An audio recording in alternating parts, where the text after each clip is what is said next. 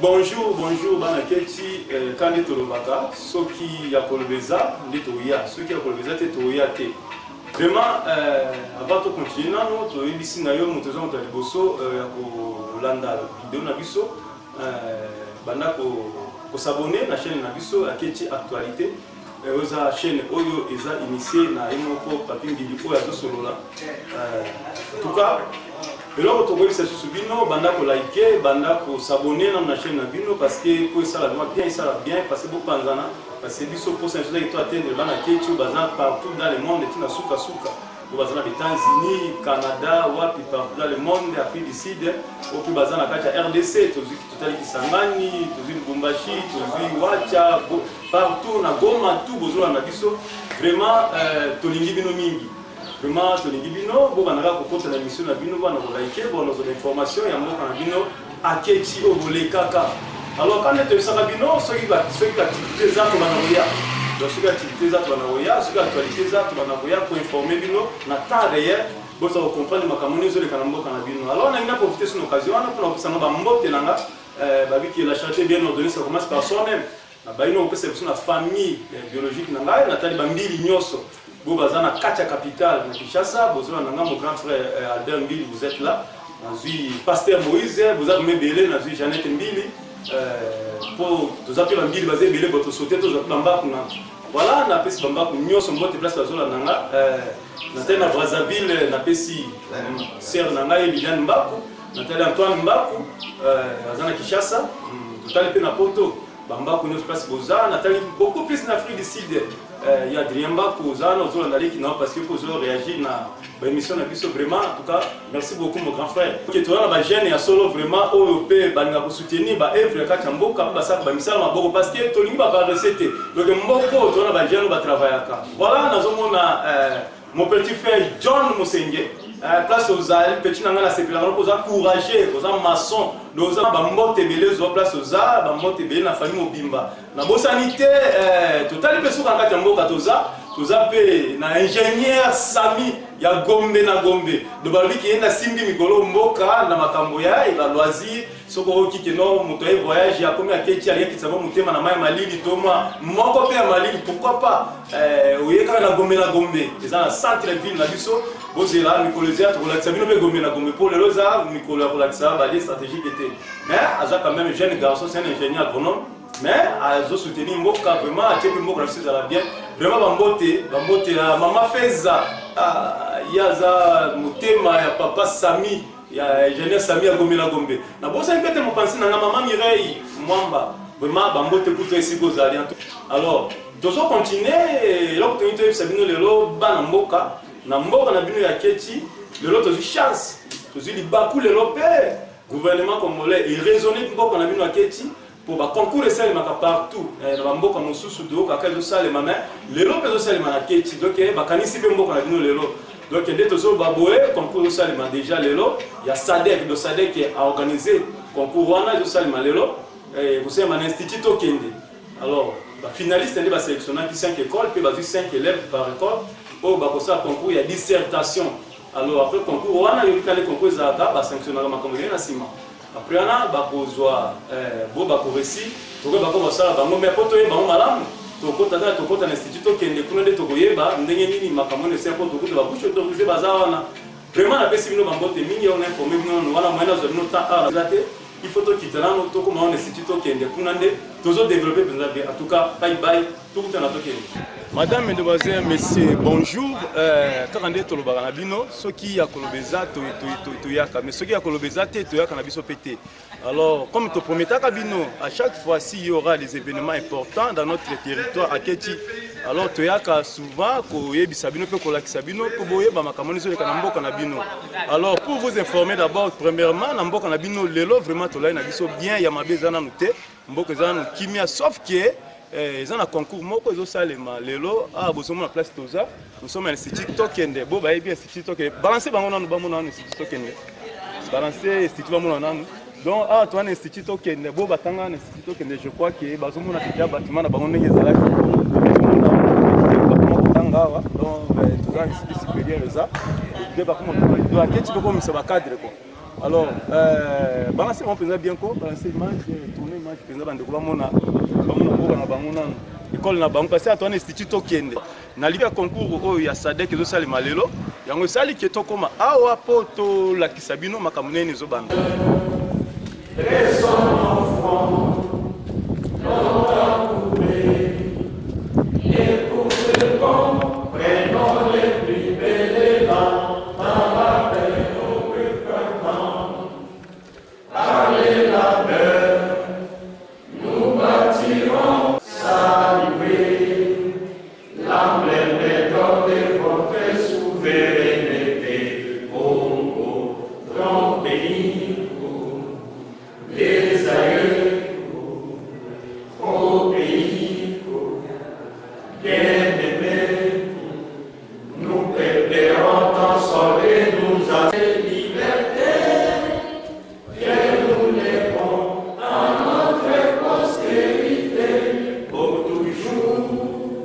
Chers candidats, bonjour. Voilà. Je suis ravi de joie parce que nous sommes aujourd'hui. Nous remercions d'abord Dieu, l'Éternel, pour nous avoir donné ce souffle de vie qui a fait que nous puissions nous retrouver ici. Et je remercie très sincèrement les chefs d'établissement qui sont avec nous ici, et les enseignants des cours de français qui se sont sacrifiés toute la semaine pour préparer ce concours. Vraiment, je les remercie de tout cœur. Et aussi, vous, les candidats, vous avez accepté, malgré que c'est la période des vacances, vous avez accepté de venir suivre la formation et aujourd'hui venir présenter les concours de dissertation de la SADC. Alors, je vous en remercie. Nous sommes au jour J et bientôt, après les lancements, nous allons vous communiquer les consignes. Nous allons vous rappeler, puisque c'était déjà dit, nous allons vous rappeler les consignes par rapport à cette activité. Vraiment, nous sommes reconnaissants envers notre Seigneur Dieu Tout-Puissant qui a fait de nous ce que nous sommes aujourd'hui. Sans son souffle de vie, nous ne serions pas à ce moment précis ici à l'Institut Tokende pour la passation du concours de dissertation. Je remercie infiniment les autorités tant nationales que provinciales pour avoir organisé, pour avoir vraiment prêté attention à cet état des choses. Et je crois que c'est en notre faveur. L'organisation de ces concours s'avère indispensable. Je remercie également les chefs d'établissement. Malgré leurs multiples occupations, ils ont accepté de nous accompagner. Je remercie également les enseignants de français. Pourquoi pas les élèves qui sont devant nous, que vous êtes. Vous avez accepté de venir travailler, de venir présenter ces concours et dissertations de la SADC. Je pense que c'est un avantage pour vous. Les autres sont à la maison, mais vous avez été sélectionnés pour présenter ce travail. C'est un avantage d'abord pour les examens d'État. Les examens d'État pointent déjà à l'horizon. La dissertation, je pense qu'elle est prévue au mois de juin, n'est-ce pas? Ce n'est plus loin. Hein? D'ici là, nous allons organiser, nous allons vous présenter cet examen-là, hein, national. Je voudrais attirer tout simplement votre attention sur ce travail. C'est un travail qui n'est pas extraordinaire. C'est un travail qui a été maîtrisé. Je crois que nous vous avions instruit, nous vous avions dit ce que vous devriez faire. Je crois que les enseignants étaient à la hauteur de leur tâche. C'est pourquoi vous êtes là aujourd'hui. Ce n'est même pas un examen certificatif, mais c'est un concours. Soyez posés, soyez calmes, soyez sereins. C'est un travail qui demande de vous une attention soutenue. Donc vous devez travailler librement. Il n'y a pas de problème, il n'y a pas de pression sur vous. Vous devez travailler librement, à l'aise, et vous avez tout le temps pour fournir le mieux de vous-même. C'est ainsi que je vous exhorte au travail, une attention soutenue vis-à-vis de ces concours. C'est ainsi que sans plus tarder, je déclare lancer les activités de la journée. Merci.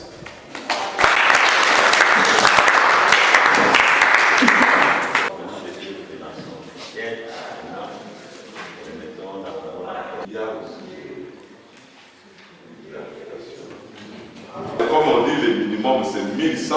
Vous écrivez, par exemple, vous êtes à 1130.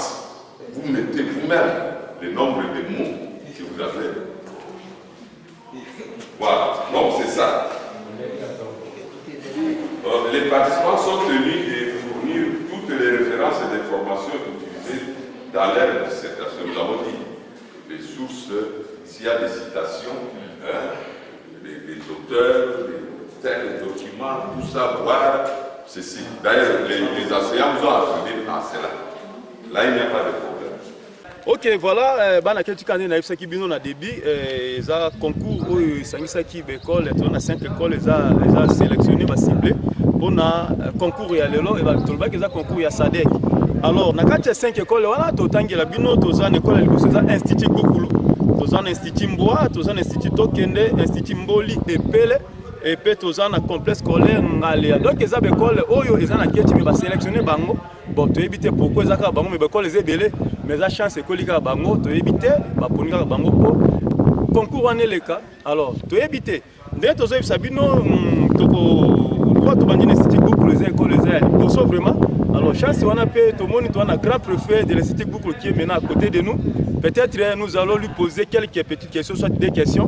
Et après ça, les canicots, chef d'établissement. Mais c'est un jeune garçon là, un micro, un jeune, un jeune va récupérer ma cambo, puis papa va zoaka.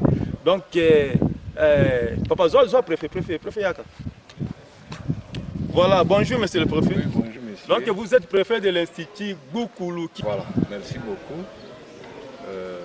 Merci aussi l'Assemblée. Merci à tous ceux qui nous écoutent à ce moment. Monsieur l'inspecteur. Oui, bonjour monsieur. Donc vous êtes inspecteur chef de pôle secondaire du territoire d'Akéti. Tout à fait. Ce qui se passe aujourd'hui, c'est le concours de dissertation de la SADC. Donc c'est un concours qui est organisé au niveau de la SADC, dont la RDC fait membre de 16 pays de la SADC. Tout à fait. Donc ici, dans notre sous-division, nous avons sélectionné 5 écoles.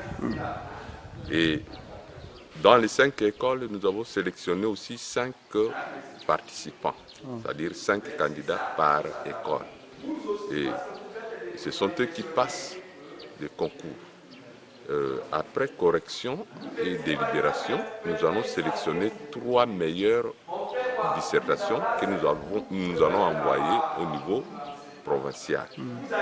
Et arrivé au niveau provincial, ils vont aussi rassembler 3 meilleures copies par sous-division. Et ils vont aussi corriger, délibérer et envoyer 3 meilleures copies de la province au niveau national. Ah bon? Et aussi au niveau national, ils vont recevoir les 3 meilleures copies par province qui vont corriger, délibérer et envoyer maintenant, en fin de compte, 3 meilleures copies de la République. Bon, effectivement, nous pouvons le faire dans le cadre de stimulation pour encourager, mais ce n'est pas recommandé. Ah bon? Nous envoyons seulement les 3 meilleures copies. Je m'appelle Jean-Pierre Kokalungu Zwala Paye. Nalba inga vraiment naza bouche autorisé te ya couper Sabino suite ya makambo ndenge eza. Yango moni tozaka pe na ba réserve tolinga vraiment moto aza ayebi matière bien moto ko expliquer ba to poser likambo eza sérieux ezelo ko tozo sa ba aventure ba théâtre était quoi. Alors c'est pour cela bo to ibisa bino que toza beaucoup plus vraiment na besoin ya inspecteur chef de pôle secondaire à territoire ya Aketi parce que yenda za eza makambo ita l'enseignement. Alors pe ya pôle secondaire ya ba école secondaire yango moni to benga kiemoko a tu ko expliquer biso. Alors une explication na na banza to comprendre déjà makambo ni salema doto ki wana ki na bana ba sélectionner bango ba école ba sélectionner wana après ça ba kozwa lisusu 3 copies après ko ça ba makambo na bango so ba kozwa 3 copies élèves moko moko donc il faut ça mila makasi siko ki te école na yo puis ba ta copie élèves moko parce que ko ça bien tant monique non ba zu copie élèves na yo puis école na bino ko tika ta sélection pe ba tina na province. Kuna sous la province, on continue sous prier sous ma casse au quoi déjà école qui est déjà. Kuna pe simba, kuna pe sous l'église au niveau national. Donc il faut continuer à n'engager. Voilà et là quand tu sais bien que ce qui toye veut dire il y a un problème. Ce qui to bomoni biso to solite le belo ko zate. Mais to prometa ki bino ba actualité ba na le kanamboka to bana ko informer bino boza ko ba neni mboka bino ezala. Quand na bisa bino que mais vraiment pour la santé en mboka to za normal to la ki na biso bien to la mokipe bien ya mabena nous vraiment zate. Mais il y a bien qu'à Kabomoni, tu as fait une actualité, au Ezoleka, na sur activité à concours et salemi, lelo. Vraiment, suite, tu as informé Bino Sima, tant que aussi ça m'a camougnon, tu as informé Bino suite. Yo mo koye belo koni le kana mboka na. Voilà. Na pesi merci na Claude de Mogbongo, ya za sima ya caméra. Yenda ndima ko ça déplacement parce que national il est pas en voyage, c'est un fonctionnaire aussi de l'État. Alors Claude de Mogbongo ndima ki ko aider biso na caméra. Vraiment na pesi merci na na pesi pe merci lisusu ba mbote na bande ko bazona nga mosika Nathalie petite sœur na ngai José Pei ozola na nga na place oyebi so ozola na nga vraiment ba mbote mingi ba place oza Nathalie bande ko baza par-ci par là Nathalie bambili nyoso baza na Kinshasa na pesi no ba mbote bambili po bambili baza na France pesi no pe ba mbote donc na lingi bino mingi na bosani pete ba konzi na biso ya mboka o biso moko to ponaka to bena niveau provincial nano tozomona wana tozana honorable Oumar Vulankulu to moni honorable Zaki bon moi si pas zangi na katite sœur na biso Espérance Bassa donc ba mbote vraiment ba mbote mingi na bino tala kama kamwe sema na mboka bino lelo yango ne to panze bino nango bon automatiquement à niveau national quand to moni honorable Charles Ngombe talaka makambo zole karamboka lelo yango to ito la kisao nango siko na katanda kuna place na Kinshasa omona kama makambo zole kapto bosa ni peut-être sénateur na biso le bulldozer honorable Tarangu Toro place nous nos amis talaka ka émission yango na bosa ni te Elvis oza côté sunga papa na talipe petit nanga James ozana iziro bambote mingi pana alors na bosa bino te na pesi no bambote batu nyoso ba ressortisseur Aketi boza par-ci par là bino so na bosa ite ya Antoisa ozana Londres na pesi bambote mingi po yo mo zo réagir na makambo na ngatro donc awa atango zo mona ke tozo ba kapeba mabanga boeza batu bazo réagir pe mais boza ne belé na préparer ki penza liste te moni ba liste na salon na mutu mais yo biki ozo ba réaction na bosa pété mon grand frère Baifo na Kisangani vraiment bambote mingi bambote belé place ino zami boza vraiment belé na deuxième émission tokoya to sa na liste bolozoma banga na bino ndenge ya bien bo bino pe bolemba biso tina ko partager to kanga bana kecho bazana ba kwenyoso ya monde donc tout ça vraiment fort to kanga ma to sanga na biboke moko si y a un problème bo bengi biso pe to peto pe sa nouvelle information parce que nzela biso to na yango o boko mona mboka na bino na ba niveau nyoso tant que aussi ça makambo yo tokoleka quand on a promesse tokoleka na balie stratégique en tout cas na pesi bino sumbote na lingi bino vraiment en tout cas merci bye